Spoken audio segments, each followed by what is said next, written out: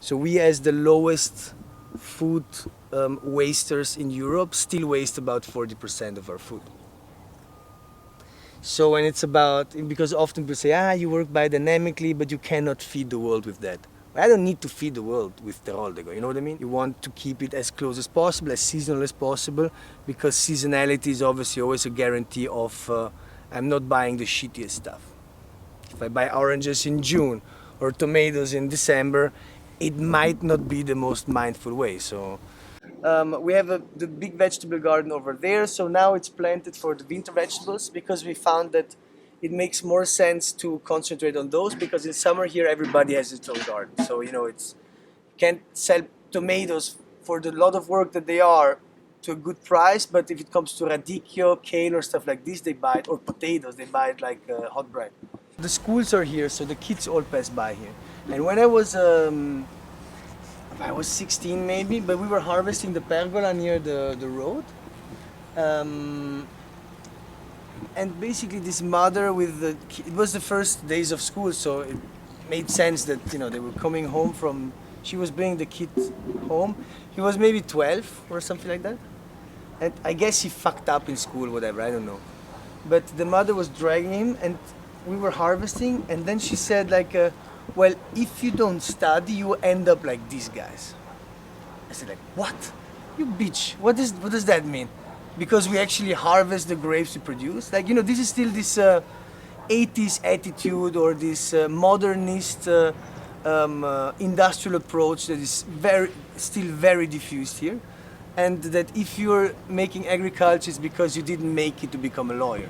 At the same time, like, the lawyers sit at the bar because there's no jobs for them, because there are like 5 million lawyers in Italy. And the interesting thing is here, what I told you before, like, this is a pergola planted in the 60s. So it's already after the golden ages, obviously. So you have some old vines, but the main thing is that at the time they were still planting between 5 and 7 meters of distance. So in this case, the pergola obviously gives you the possibility to graze the cows, to plant vegetables. They would plant them under the vines, not like we do in the middle. But this is to say that Mr. Tamanini always planted his vineyard as the guy from the cooperative told him to. So he was, he just did, because he was selling the grapes, so he just did what they told him. So in the 60s, it was still like this. And now we're walking up to the 80s, and you see how the indications of the massification of our area actually change also the viticulture. So the 70s start to be like this, which is still almost okay, but obviously it's pushed together, you start to have more plants. And obviously when it comes to humidity, we are sandy soil, so this means we have the humidity goes away quite quickly, but if we have droughts, if there's no water, we suffer a lot, because obviously clay keeps the water, sand doesn't. So when we have a drought like this summer, it's much more dangerous for us than if it's a normal humid summer. We have kind of almost tropical summers here, so you have like intense rain showers in the late afternoon for half an hour, because either this is quite unique that you have a bit clouds, but usually it's either raining like it was before, or it's sun. There is no, there is no fog, none of that, because the humidity clashes against the mountains and releases. So in the summer, the water we can handle, the drought we can't. But the water you need to be able to handle with more space, with more sun hitting the ground.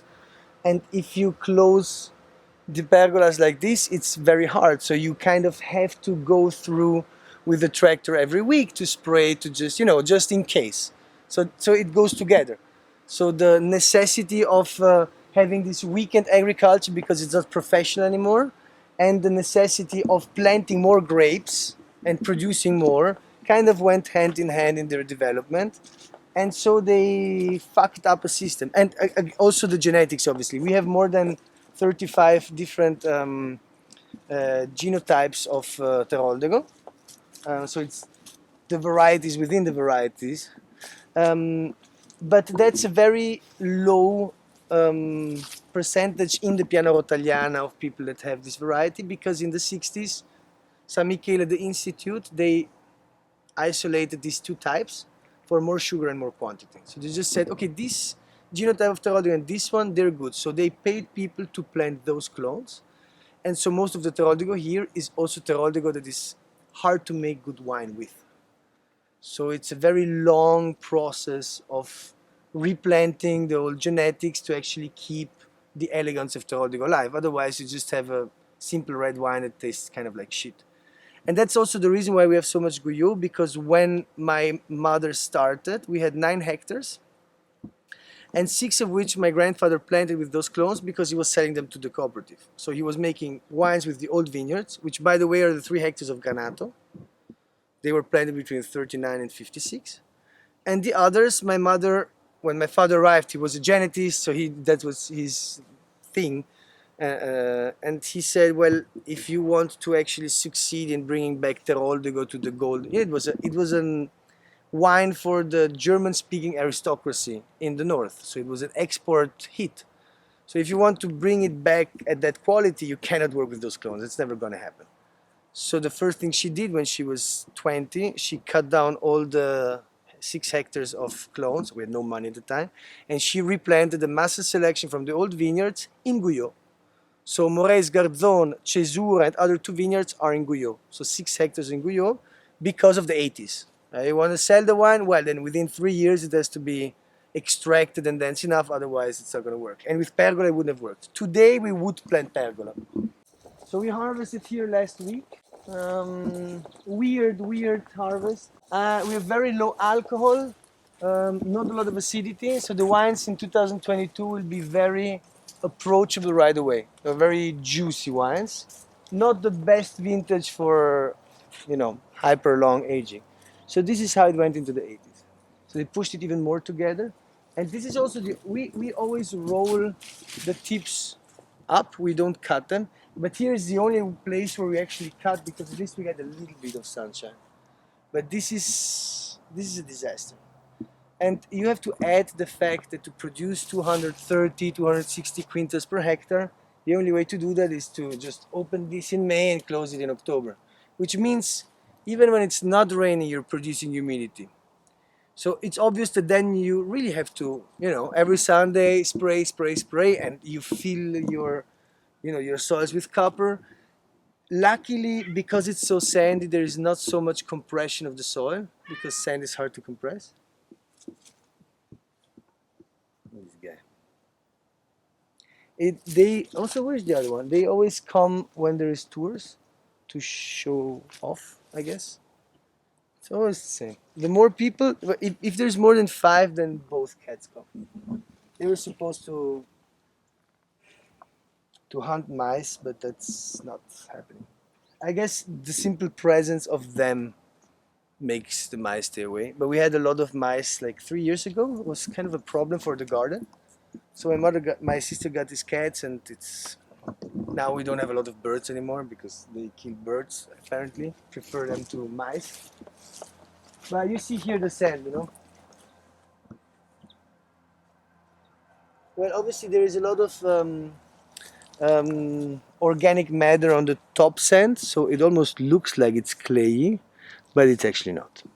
So this is not very compressible, which is good for us. Like, when you have you go to Piacenza, when it rains, the tractor has to stay away from vineyards. If you walk in, you have shoes made out of clay on your feet, and here it's nice and easy.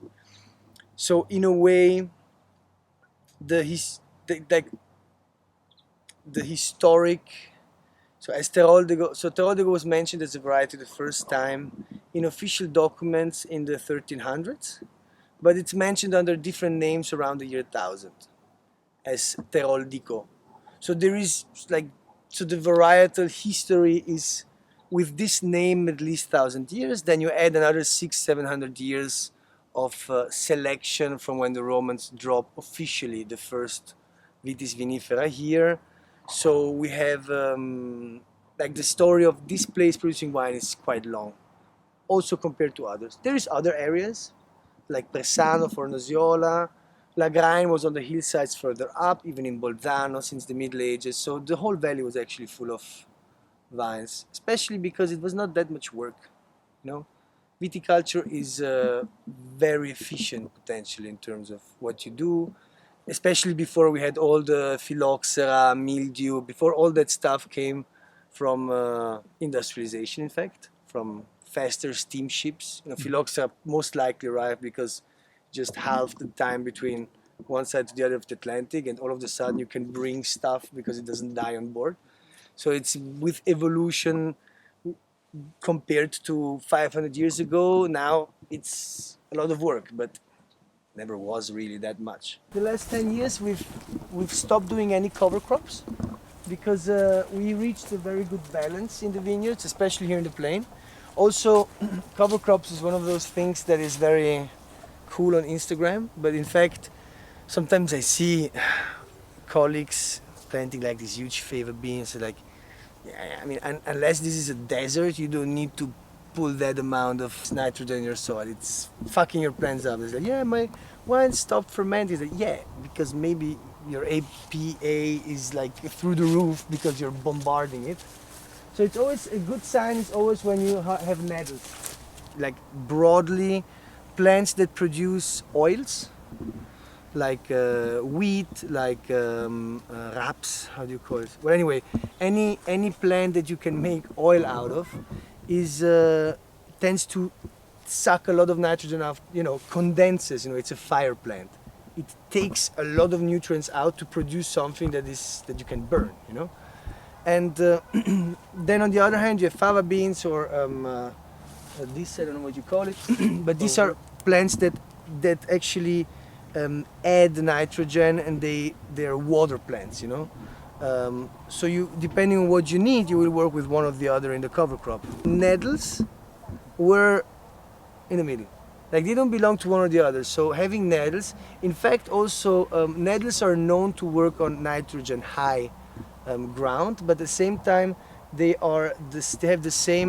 need the same nutrients as marijuana, for example, as cannabis, but they're balancers. While cannabis uses a lot of nitrogen, nettles don't use a lot of nitrogen. And if you have a lot of nettles around, especially also if you have a lot of different plants, if you don't have a surface that is dominated by one plant, it tends to mean that it's fine, you know, they are working it out.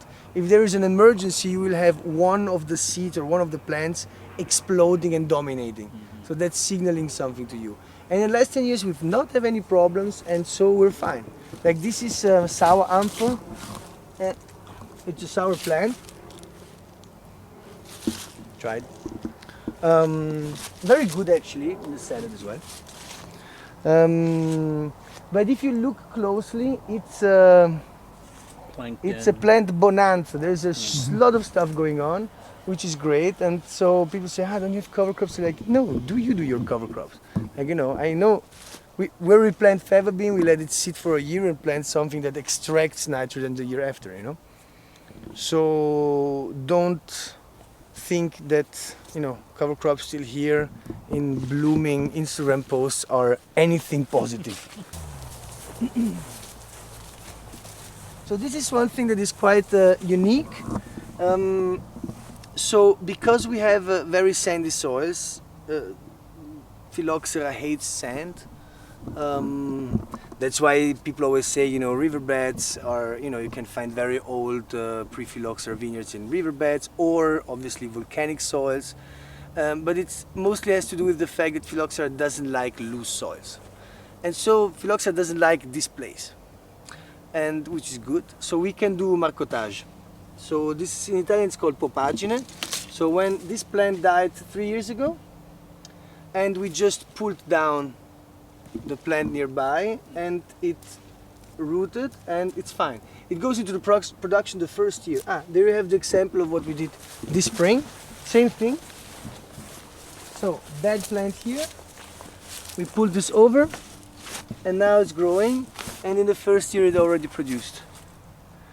So this is less expensive, more efficient, and more intelligent than actually buying plants.